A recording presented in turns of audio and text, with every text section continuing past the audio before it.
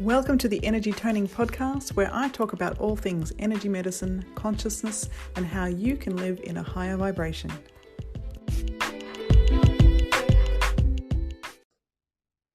Hi everyone, welcome to Energy Toning. My name is Liz, and today I've got the continuation of my interview with my friend Gavin about his ayahuasca experience. So enjoy part 2. Now that you've had this experience, how does it change the way you operate in daily life now? Because this is the biggest question I actually have about anyone who has an ayahuasca experience. I want to know, how does it change? You know what? On the first day, I was holding the chalice and I closed my eyes and I spoke to the energy, of ayahuasca, whatever that brew is. I said, look, I submit myself to you. I let you decide what you want to do with me. I simply submit myself. And I just felt like I needed, it felt like the ayahuasca itself was asking me for an intention. What do I want? What do you want from this experience? And up until that point, I hadn't decided what I was seeking from this experience. I knew in the altered state of mind, I would get more information. I would get a larger perspective, newer knowledge that would enrich or provide me with more pieces of the puzzle, so that I understand this reality in the universe much better. Other than that, I didn't have. It was an open mind, and I on the first day I experienced the source. By source, I mean God. I prefer using the word source because I feel God is a very loaded word. Totally. And source is like the infinity. It's everything. There's nothing that exists outside source. And on the first day, I experienced source because that was my intention on day one. I wanted to know who I was. I wanted to know who or what source is and how am I connected to the source. What's the difference? What's the link? And that's the answer that I got, and more than that, actually. So that you are source, that everyone is part of. In those 4 or 4.5 hours, my body ceased to exist. I let go myself, and there comes a point when, after you die, which is a death of the physical form, there's a point when the soul itself could potentially die. Death of the soul is even more scarier than the death of the body. And I knew that I had to cross that point in order to experience source. My soul needed to merge into the source, which means the soul had to die, or death is just a transformation, basically. It's just a choice of word. And I could see my soul, or parts of my soul, withering away, and it started becoming smaller and smaller, and all these layers, how you peel an onion, you got different layers you're peeling off. Do you think, is that part of the ego, or do you think the ego and soul are different? Ego, again, is a loaded word. We use it for, it's a multi-purpose word. It's identity, would be probably a better word. In the physical form, we do have an identity, but when the soul merges with the consciousness, perhaps you can say that the identity transforms into something we call an ego, which is self-aware, but more than that. In the soul form, we still have an identity. We are self-aware, and the soul itself has desires. But at the same time, the soul has a clarity that the consciousness doesn't have. Consciousness doesn't possess the clarity that the soul possesses, because consciousness is only limited to the body, whereas the soul transcends many lifetimes. So it is wiser, it is more experienced. Therefore, there's a higher degree of clarity. Now, what happened to me was when I merged, when I became source, the I, or the identity of this spirit, the soul of me, had to transform, transcend, or die. And it was a scary feeling at first, but then as I started seeing myself merge into the infinity or the source, it came a point when I stopped observing myself because there was no one to observe. It was the I that was observing, but when the I ceased to exist, there was no one to observe. And moments before that, I could see the last smallest speck of me was actually the source itself. And it was the source looking at the source all around. So it was like source creating itself in a way? It was like a drop of water merging into the ocean. So it was the source in me merging into the infinity. Yeah. And then came a point when there was no one looking at something else because there was no observation. It was just source. And this is when the duality disappears, basically. Yeah. There was no me and it. It was just source. It was like sitting on the lap of God and, the God saying, okay, here's the steering wheel. This is, let's go for a ride. Something like that. Everything clicked at that point. It was the destination of all destination. It was the end of the road for everything, You feel like you're home. You feel like you're complete. Yeah. You feel like that's the end of everything, all lifetimes, all universes, every desire. You understand everything. You cease to exist, yet you're the source itself. It's like the holographic universe of sorts. You know how Michael Talbot talks about the universe existing in the smallest particle, smallest speck. Because the outerverse and the innerverse is essentially the same thing. And have you seen the symbol of a snake eating its own tail?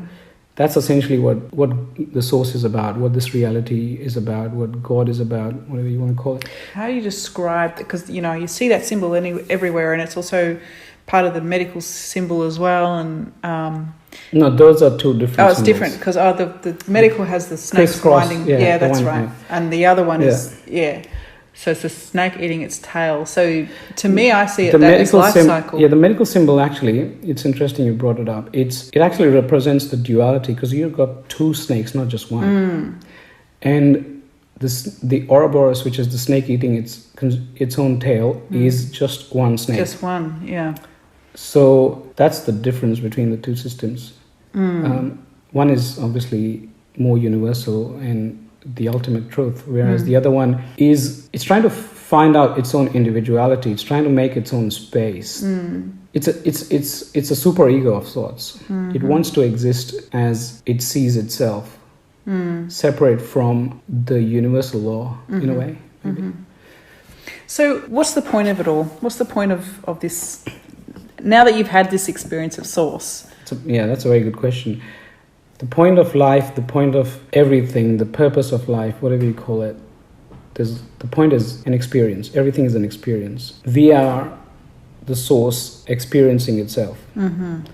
There is nowhere to go, nothing to achieve, nothing to lose, nothing to gain. There is no time, and we're simply experiencing ourselves. In terms of trying to relate that to a physical plane, how do we practically apply that? Before I answer your question, I think we need to understand the limited space we're operating in. Imagine a world where everything is red. Let's say you got red glasses and you see everything in red. You see all the shades in different shades of red. And if you were to explain to someone what blue looks like, they wouldn't know. Pretty much nothing in that reality, in that physical existence, to even hint a shade other than red. It's just like how a fish cannot see water because it's everywhere. Similarly, we cannot see what we cannot see because we like the fish in water, and the water is the reality that we're living in. But the ayahuasca experience allowed me to step out of the water. So I could see the water and I could see what's on the other side. And that for me was worth everything. Because then what happens as a result, and that's again a very personal experience and it would differ for everyone. You might have a different experience. for me, it was not like having a bigger awareness suddenly. It was having a totally different awareness. It was not like my understanding of this universe increased. It just transformed. It's mutated into something much more grander. I was in the altered state of mind. I was able to communicate in languages that do not exist. By language, I'm not referring to spoken or written language. It's just it's a different sense. From 5 senses, I had like 50 senses, maybe more, and I was able to communicate in levels and dimensions that I can't even put in words.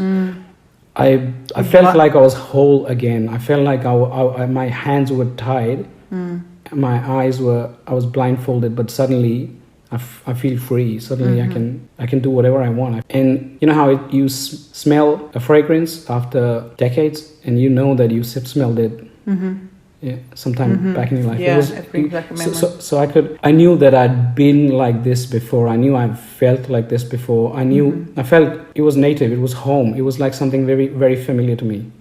Whereas this reality does not feel that familiar. It's like a little alien.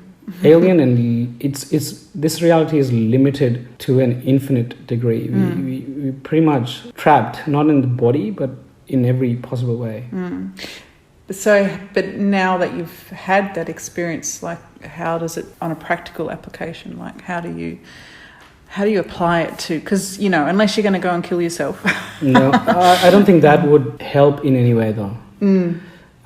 The reason why we're on a totally different tangent right now, but the reason why suicide doesn't work is because the mind that comes up with a decision to take its own life is not an evolved mind. And with that limited awareness, you do not get to go to the next level. Right. Putting it simply. So you have to come and do the work here. There's no work. Again, well, not work, but I don't know how else to explain it. It's just all we're supposed to do. Everyone's purpose is absolutely the same, which is to experience life. To experience. There is no good, there is no bad, there is no right, there is no wrong. These are all the constructs of this reality. But there are many realities like this. The planet we're living in the configuration that it exists, there are certain rules in place.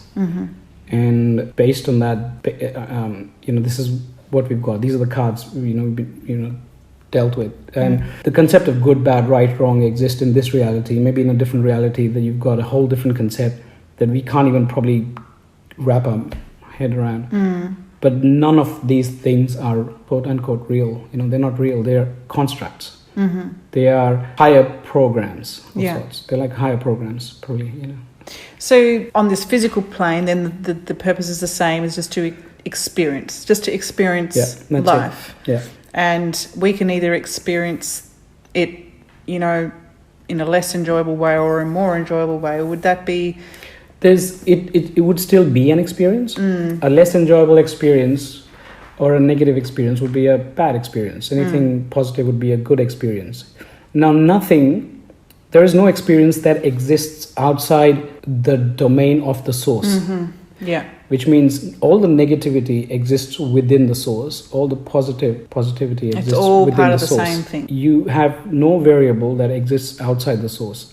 Which means if you were to judge something or put a filter and say like this so-and-so thing is negative, or something shouldn't have happened, or something should have happened, and this is good or this is bad, none of it makes any sense, because it's a very childish way of seeing things compared to point of view of the source itself. For the source is just experiencing itself. All it wants to do is experience. It is the only one who's playing the game. So it's a one-player game, and the player is the source, and the game itself is source, and the creation or creations are all manifestations of the source itself. So it's such a hard thing to get your mind wrapped around in this sort of linear, because I've heard that explanation before, and I think it's something that to fully grasp you can't come from it from the same thinking. Yeah, absolutely.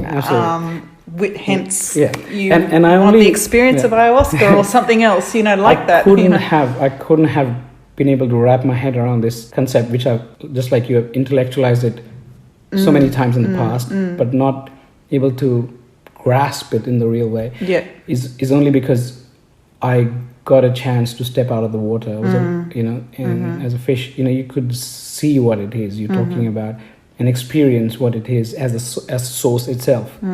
It's just from the earthly plane. It's, when you've got war-torn countries and so many terrible things going on in the world, you kind of think, well, how can Source want to create that? From an earthly plane, that's really awful. Yeah. So how would someone in a situation that's terrible like that step away or step out, or do they even have access to, a higher, do they have the opportunity, Stepping out or talking about it like something happening now or something that's been happening over a period of time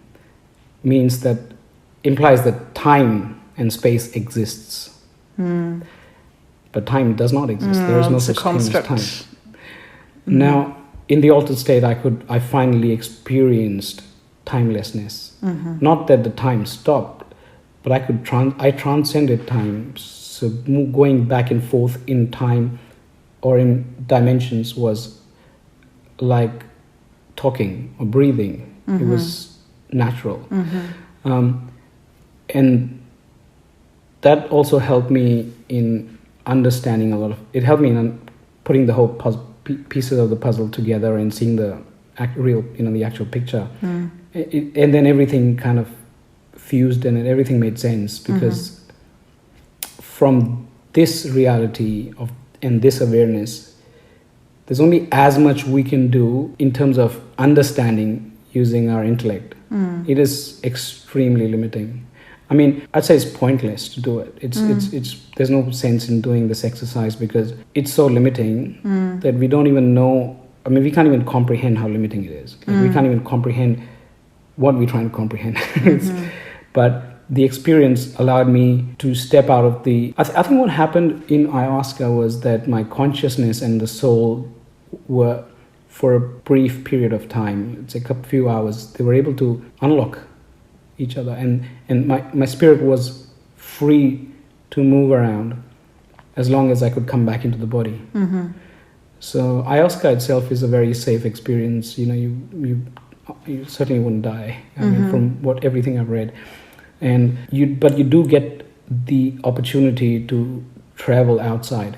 Now, the traveling in the spiritual form, in the spirit form, in the altered state of ayahuasca is very different from an out-of-body travel or an astral travel, we call. In the astral, it's similar to walking around on two different levels of a building. Astral travel and out-of-body travel is much lower form of travel. Ayahuasca takes you to a much higher level. OBE would keep you within the reality, not the awake reality, not this reality that we are experiencing right now. This is the physical form.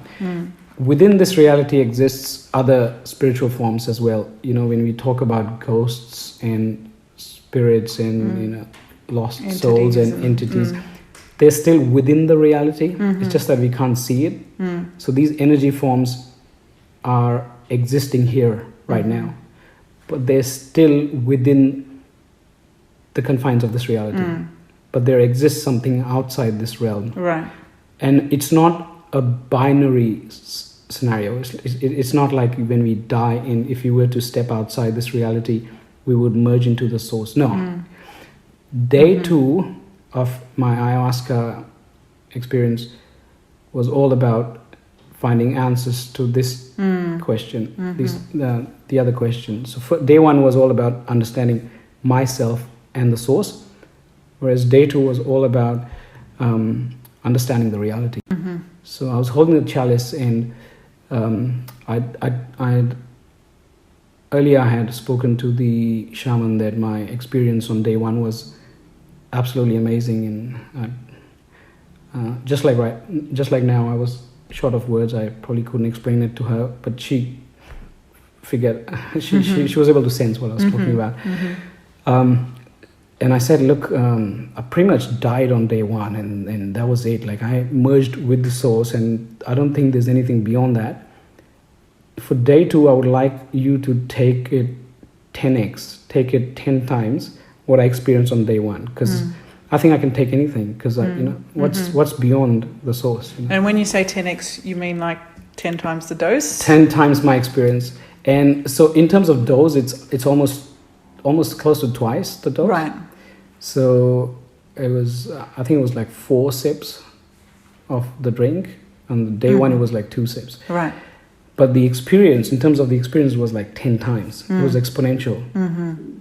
And wow, I was in for a treat. And I was in for a shock of my life. In a good way, or well, I don't want to say good or bad. Yeah, that's what I was thinking. I can't put it in good or bad, because it's shock of your life. Well, how else? It was unexpected. It? It was unexpected. Yeah. Day one was about finding myself in the source. Day two, I didn't have an intention until the point I was holding the chalice. And again, the chalice asked me, the ayahuasca asked me, what's your intention? And there was like a half a second pause, because I was like, I don't have an intention now that I've experienced source. But I was like, yeah, what the hell? I want to know, I want to understand this reality. I want to go wide this time. I want to understand what this world is about. What's all this, everything, Having read so many things, and we read about these conspiracy theories and all all these things. I just wanted to get answers to these things. So I said, I want to go wide within this reality, because I understand that I'm not going up higher towards the source, because that's what I've experienced on day one. Although I understand that this reality is transient, it's temporary, it's not real. But I'm curious. Why are we here? My intellectual mind wants answers, because I'll be going back in this reality after this experience of day two.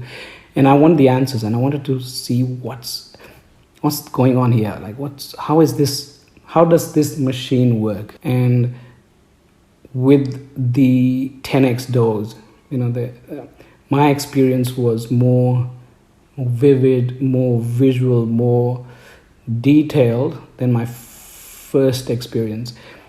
Even though my experience of source did not require more detail, the second one definitely did, and I'm glad that I had extra dose to experience this, because there was too much to absorb. I was getting petabytes of downloads per second. It was like I was absorbing everything. It was, what, the 5 hours later, on day two, I opened my eyes, and my first thought was, oh my God, I can fill up all the books in all the libraries in this world, because I've got the information. I've got so much information. I've got so much information that I just need to offload it. I just need to share it. I just need to, I was like, it was intense. It was Neo getting all the downloads.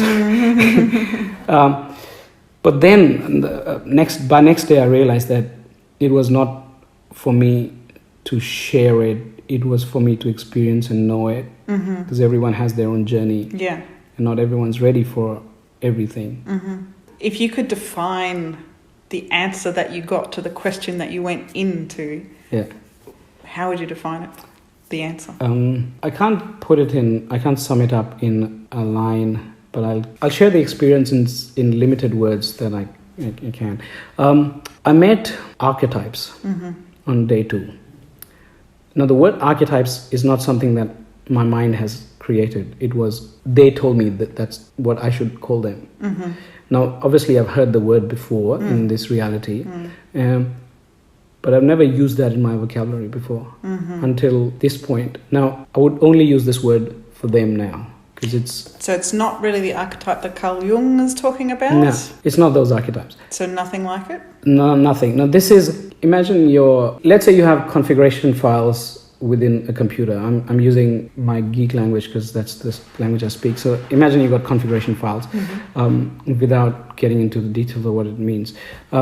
So let's say human beings are a certain degree of, they're configuration files with certain degree of complexity.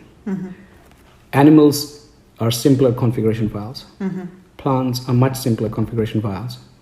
And you have, and there's a long list of configuration files going much simpler in form, in structure. Now, we are not the highest form of soul. Configuration files must expand. They must grow and become more complex configuration files. Imagine source being the most complex configuration file that we can't get our head around. We can't even understand. But it's a highly complex configuration file. Now, you have other levels in this pyramid. Between you and the source, there are higher souls.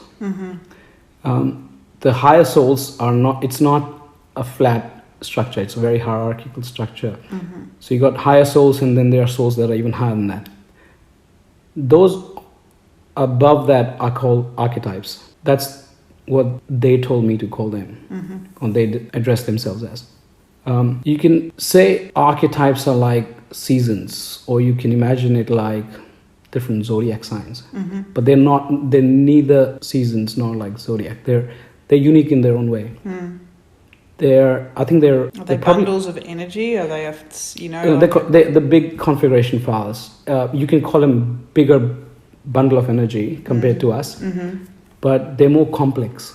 And could you also liken it to how life on Earth has evolved? If we talk about the accepted scientific model of, we started with a single cell amoeba, and then we got more complex and then eventually it turned into human beings. I mean, that's the accepted scientific model. Would you say it's kind of like that? I used to think it's like that. But having experienced what I experienced, having seen what I saw, it's not comparable, because we're comparing energy with matter. We're comparing wave and matter. Yeah. In the physical reality, a complex form of an organism or a biological body has no correlation with the spiritual configuration file associated with it. Which also means that you can have two different human beings with two different spiritual evolutions. One with a more complex configuration file. It's not a file, I'm just using these terms. One with a more complex configuration file, and the other one with a much simpler configuration file. That's why we sometimes use the words as one person is more evolved than the other, or more enlightened, more spiritually awake, or whatever. An older soul, or been around longer. Now, as for the term old soul, there is no such thing as old souls. All the souls have pretty much the same age, because all of them are old. It's just that your meaning, just us persons' time spent in this reality is not correlated to the amount of complexity of its configuration file, which means it doesn't mean that if you've spent too much time here, that means your spiritual growth is much more than someone else's. You may be here for a very short period of time, maybe just one lifetime, but you could cover more distance. You could grow from being a simpler configuration file to being a very complex configuration file, and you would have, in terms of lifetimes, you would have covered, like, say, thousands of years. And is there anything that you think you can do? Say people like you and I who are into this kind of thinking, is there anything that you could consciously do to speed up that process? Ayahuasca. Because if you got a car and you got the urge to drive, but you don't have a destination, then you are experiencing it but not going anywhere. But if you don't have a car but you know where you want to go, even if you're walking, you'll be covering more distance than the person on the car. So again, it's coming down to that knowing, expanded bandwidth of experience. It's important to know who you are, what this place is, and where you're going, because then you're not wasting time or wasting life, and you end up covering more distance than you would have over many lifetimes. So there you have part 2 of my interview with Gavin. Hope you enjoyed that. There's still more to come, so do stay tuned for that when I release it very soon. For now, have a great day. Just before you go, would you like to supercharge your meditation? Would you like to release negative energy and experience profound inner peace in 10 minutes or less? If so, take the 7-day challenge that has freed up people's hearts, minds, and emotions and unleash their personal power using nothing but their own voice. Click the link below for more information.